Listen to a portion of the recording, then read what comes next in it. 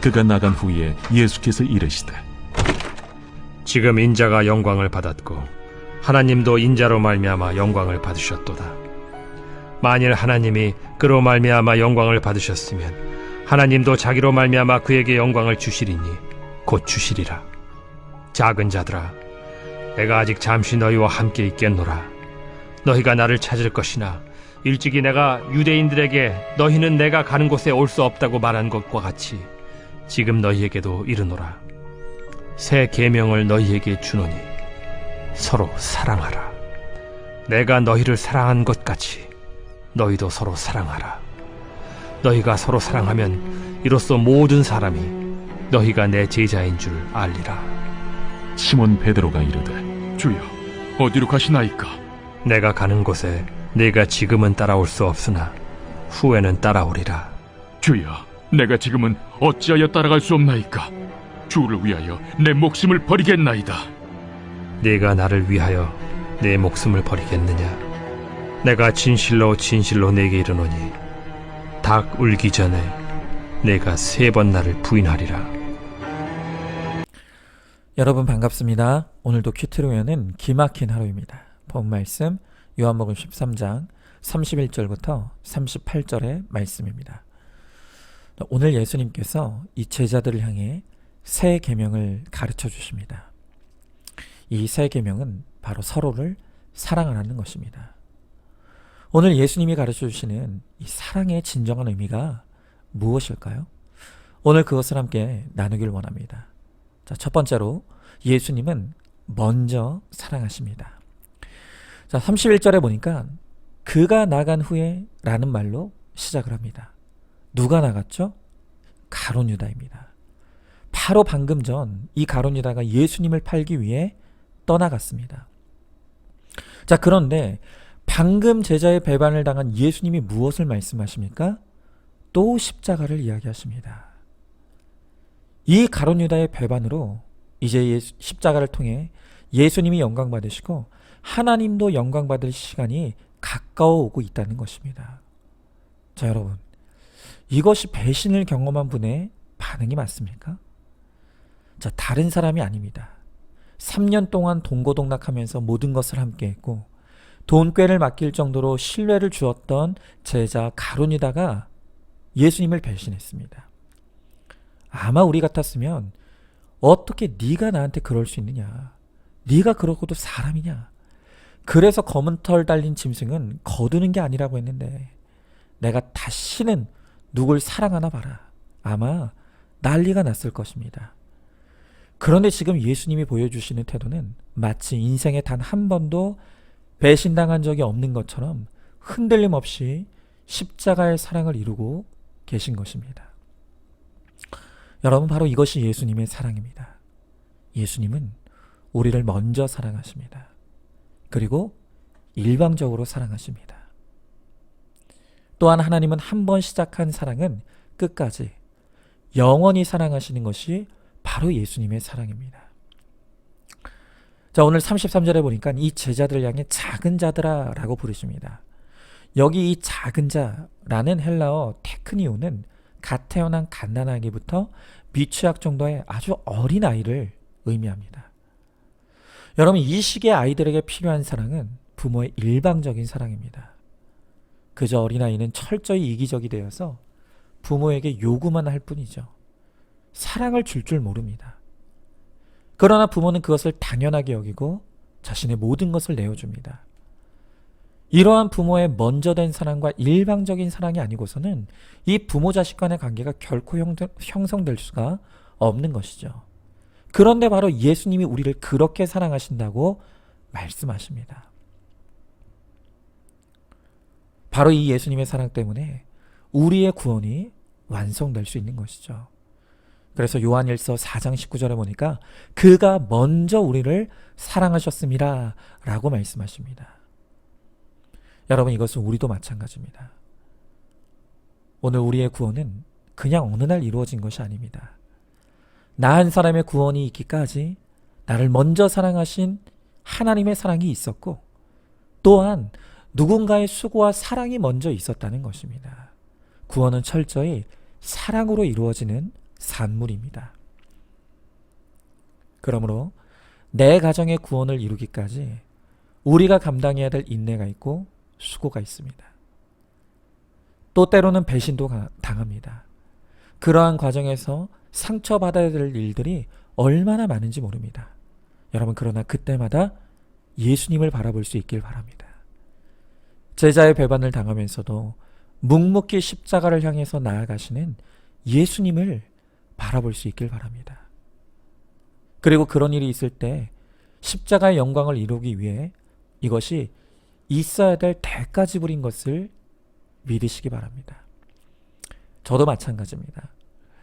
결국 목회라는 것은 과연 어디까지 사랑할 수 있느냐의 싸움인 것 같습니다. 저는 비록 이제 막 출발선에 서 있는 아주 애송이 목사입니다. 그럼에도 불구하고 저도 사람 때문에 지치고 힘들고 상처받을 때가 왜 없겠습니까? 그러나 오늘 이 예수님의 모습을 보면서 예수님도 배반당하시고 사람이 떠나가고 아픔과 상처를 겪는 모습을 보면서 내가 겪는 고난이 나만 겪는 고난이 아니구나. 그것이 깨달아집니다. 또한 주님도 그렇게 고난당하셨다면 나의 목회에도 내가 당하는 고난이 구원을 위해 마땅히 치러야 될 대가임이 인정이 됩니다. 먼저 구원의 사랑을 이루신 우리 예수님처럼 우리도 먼저 사랑함으로 구원의 열매를 이루는 우리 모두가 될 수 있기를 소망합니다. 자, 질문해 봅니다. 사람 때문에 아프고 힘든 상처를 경험했습니까? 사람에게서 하나님의 사랑을 기대하다가 배신과 실망과 상처를 겪은 것 아닙니까? 사람은 그저 품고 사랑할 대상이지 믿음과 의지의 대상이 아님을 깨닫길 바랍니다. 주님처럼 사랑의 대가를 잘 치름으로 구원의 열매를 맺어 가시기를 바랍니다. 자, 두 번째로 사랑하는 사람이 예수님의 제자입니다. 자, 34절에 새 계명을 너희에게 주노니 서로 사랑하라 라고 하십니다. 자, 여러분, 왜 사랑하는 것이 새 계명입니까? 사랑하라는 명령은 이미 구약에서도 주어졌던 계명입니다. 그런데 이것을 새 계명이라고 하시는 이유가 무엇입니까? 자, 오늘 여기서 서로 사랑하라고 할 때 사실은 이 사랑 앞에 덧붙여야 될 단어가 있습니다. 그것은 바로 예수님처럼입니다. 여러분, 구약의 성도들도 사랑하라는 계명을 받았습니다. 그러나 그들은 예수님의 사랑을 본 적도 경험한 적도 없습니다. 그래서 구약 성도들의 사랑의 개념에는 한계가 있었습니다. 그러나 이제 신약을 살아가는 성도들에게 새롭게 이루어야 될 사랑은 그냥 사랑이 아니라 예수님의 사랑이라는 것입니다. 자, 그래서 34절 후반절에 보니까 내가 너희를 사랑한 것 같이 너희도 서로 사랑하라는 것입니다. 여러분, 우리가 하는 사랑이란 결국 기브 앤 테이크의 조건적인 사랑일 뿐입니다. 아무리 부모의 사랑이 대단하다고 해도 그 안에는 자식에게 바라는 마음이 있고 생색이 있습니다. 여러분, 결국 고부간의 갈등이라는 것도 왜 생기겠습니까? 내가 힘들게 키운 자식을 통해 보상받고 싶어하는 심리가 있기 때문입니다. 그러나 우리가 앞서 보았던 예수님의 사랑은 먼저 하시는 사랑이고 일방적인 사랑입니다. 주기만 하는 가장 순전한 사랑인 것입니다. 바로 이 사랑을 하는 것이 우리에게 오늘 주어진 새 계명인 것입니다. 그리고 오늘 34절, 35절에 자기 멋대로의 사랑이 아닌 바로 이 예수님의 사랑, 예수님처럼 사랑하는 사람이 바로 예수님의 제자라고 말씀하십니다. 자, 그렇습니다. 예수님의 제자란 제자 훈련 받은 사람이 아닙니다. 아무리 대단한 제자 훈련 프로그램을 이수했다고 해도 예수님처럼 사랑하지 못하는 사람은 제자가 아닙니다. 용서하지 못하고 사랑하지 못한다면 어떤 봉사를 해도 소용이 없습니다. 교회에서 봉사를 하면서 상처받았다, 안 받았다 말이 많고 불평분만과 미움이 마음에 가득하다면 그게 봉사를 안 하는 것보다 못하다는 것입니다. 또 우리는 기독교인이기에 자동차에 십자가를 떡하니 걸어두는 경우가 많은데 차에는 십자가를 걸어놓고 교통법규도 지키지 않고 과속하거나 끼어들기를 일삼는다면, 또 아무에게나 삿대질하며 고함 지른다면 여러분, 그 십자가가 얼마나 부끄러운 십자가가 되겠습니까? 바로 그런 나 때문에 예수님이 조롱당하시고 핍박당하십니다. 여러분, 사랑해야 합니다. 그러나 그냥 사랑이 아니라 예수님처럼 사랑해야 합니다. 며느리를 예수님처럼 사랑하시기 바랍니다. 직장 상사를 예수님처럼 사랑하시기 바랍니다. 원수 같은 남편과 아내를 예수님처럼 사랑하게 되기를 바랍니다. 목사도 성도들을 예수님처럼 사랑해야 합니다. 바로 그때 예수님의 영광이 나타나고 예수님이 우리를 통해 영광 받으십니다. 자, 질문해 봅니다. 눈에는 눈, 이에는 이를 외치면서 미워할 사람은 미워하고 사랑할 사람만 사랑하면서 옛 계명에 갇혀 있진 않습니까? 내가 제자훈련 프로그램을 다 이수했다고 제자된 것처럼 착각하고 있진 않습니까? 예수님처럼 사랑할 때 우리가 예수님의 제자입니다. 오늘 내가 예수님처럼 사랑해야 될 그 구체적인 대상이 누구입니까? 예수님처럼 사랑하는 구체적인 적용을 생각하시고 손과 발이 가는 적용을 이루시기 바랍니다. 자, 마지막 세 번째로, 사랑은 우리의 힘으로 할 수 없습니다. 자, 오늘 36절에 또 베드로가 나섭니다.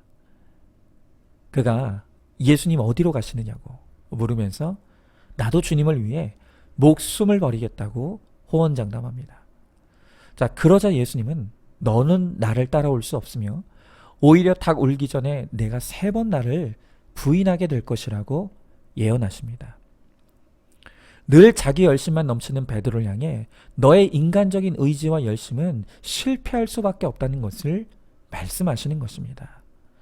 여러분, 사랑은 더 그렇습니다. 우리는 예수님처럼 사랑할 그 어떤 힘도 능력도 마음도 없습니다. 우리가 예수님이 주신 이 세 계명을 지킬 방법은 오직 2가지밖에 없습니다. 하나는 예수 그리스도를 간절히 바라는 것이고, 또 하나는 성령 충만을 받는 것입니다. 여러분, 성령 충만을 어떻게 받습니까? 말씀 충만이 성령 충만입니다. 날마다 말씀으로 내가 사랑이 없는 자임을 깨닫고 회개할 때, 그때부터 비로소 성령께서 우리 안에 사랑할 힘을 주시고 사랑할 마음을 부어주십니다. 여러분, 어제 저희 집에 꽤 큰 사건이 하나 있었습니다. 오랜만에 아이들과 뭐가 먹고 싶은지 이야기를 나누다가 초밥으로 의견이 모아졌습니다. 그래서 코로나 이후에 정말 오랜만에 다 함께 마트에 가서 초밥을 사왔습니다. 다들 돌아오는 길에 이 초밥 먹을 생각에 얼마나 기분이 좋고 들떴는지 모릅니다. 자, 그런데 이게 웬일입니까? 잠시 후에 엄청난 일이 벌어지고 말았습니다. 이제 집에 도착해서 차에서 내리는데, 자, 우리 집 보석 자녀, 그냥 보석도 아니고 반짝반짝 빛나는 이 다이아몬드 자녀인 저의 둘째가 차에서 내리다가 그만 초밥 상자를 발로 차버리고 말았습니다. 그러면서 그 안에 있는 내용물이 몽땅 땅바닥에 널브러져 버렸습니다. 그러게 땅바닥에 엎어져서 아무것도 먹을 수 없게 된 초밥을 보면서 누구라 할 것 없이 한동안 할 말을 잃었습니다. 그러다 첫째 아이의 울음이 터졌습니다. 그리고 둘째 아들도 울기 시작했습니다. 저희는 씩씩대면서 순식간에 천국이 지옥으로 변한 것이죠. 저도 얼마나 부하가 치밀어 오르든지요. 그렇게 정신없이 화를 내다가 좀 정신이 드니까 이 사건으로 다 함께 큐티해야 되겠다는 생각이 들었습니다.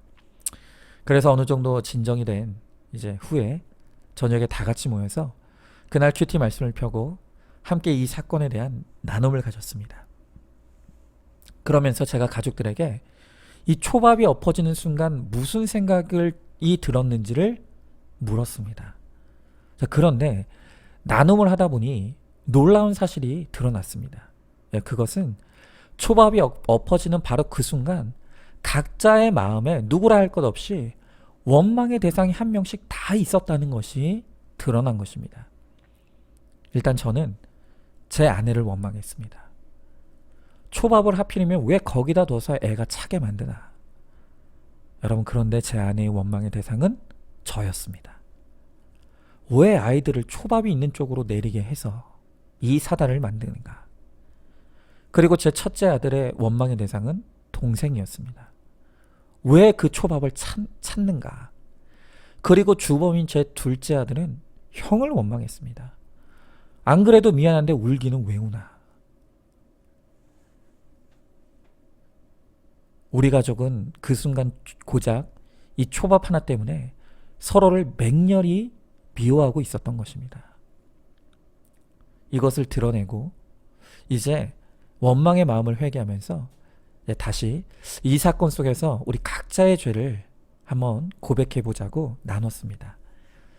그래서 저는 먼저 아이들이 내리는 것을 도와줬어야 되는데 운전했다는 생색에 가만히 차에 앉아서 그저 지켜만 보고 있었던 것이 인정이 되고 회개를 했습니다. 또 아내는 혹시나 하는 불안한 마음이 있었지만 설마하며 방치하고 있었다고 고백을 했습니다. 그리고 첫째 아들은 비록 동생이 잘못을 했지만 죽이고 싶은 마음이 든 것이 미안하다고 했습니다. 그리고 그 이야기들 다 들은 제 둘째 아이는 다 내 잘못이라고 고백을 했습니다. 여러분, 그래서 결국 그날 말씀 앞에서 회개로 대동단결하고 다 같이 손을 잡고 함께 서로를 미워했던 죄, 그리고 다시 서로를 사랑하기를 하나님 앞에 구하며 기도하고 마쳤습니다. 말씀으로 사랑이 없는 우리의 모습이 드러나고 회개되어지니 우리 안에 있는 미움이 빠져나가는 것이 느껴졌습니다. 그리고 그 미움이 빠져나간 자리에 사랑으로 채워지는 것을 경험한 것입니다. 여러분, 바로 이것입니다. 우리가 진정으로 사랑할 수 있게 되기 위해서는 사랑이 먼저가 아니라 우리 안에 있는 상한 감정이 비워져야 합니다. 미움, 시기, 질투, 원망, 피해의식과 같은 내 안에 죄된 감정들이 말씀으로 드러나야만 하는 것입니다. 그리고 그것이 죄임이 깨달아지고 인정될 때 비로소 내 안에 가득 차 있던 상한 감정들이 비워지기 시작합니다. 바로 그때 비로소 그 자리에 하나님의 마음이 채워지는 것입니다. 날마다 말씀으로 사랑이 없는 나, 미움과 원망으로 가득 채워져 있는 나를 보고 회개함으로 성령 충만, 사랑 충만, 또 은혜 충만하여서 주님이 주시는 힘으로만 이 사랑의 계명을 이루는 우리 모두가 될 수 있기를 간절히 소망합니다. 자, 질문해 봅니다. 내 힘으로는 누구도 사랑할 수 없다는 것을 인정하십니까? 지금 내 안에 채워져 있는 감정은 어떤 것입니까? 말씀 앞에서 내 악하고 상한 감정을 직면하고 회개함으로 비워지는 은혜를 경험하시기 바랍니다. 내 마음에 하나님의 사랑으로 채워져 주님이 주시는 힘으로 오늘도 사랑하는 하루가 되기를 소망합니다. 자, 오늘도 3월 17일 보석상자입니다. 큐티는 삶의 과정입니다. 하나님의 음성을 듣는 것입니다. 두려워하지 말고 성령님의 지혜를 구하며 말씀을 읽으십시오. 선한 마음으로 하면 성령님이 친히 가르쳐 주십니다. 말씀을 깨닫는 지혜가 여기에 있습니다. 오직 성령님이 함께 하시면 그 뜻을 잘 알아들을 수 있습니다. 아멘. 오늘도 큐티로 기막힌 하루를 살아내는 하늘가족 공동체 우리 모든 성도님 되시길 주님의 이름으로 축복합니다.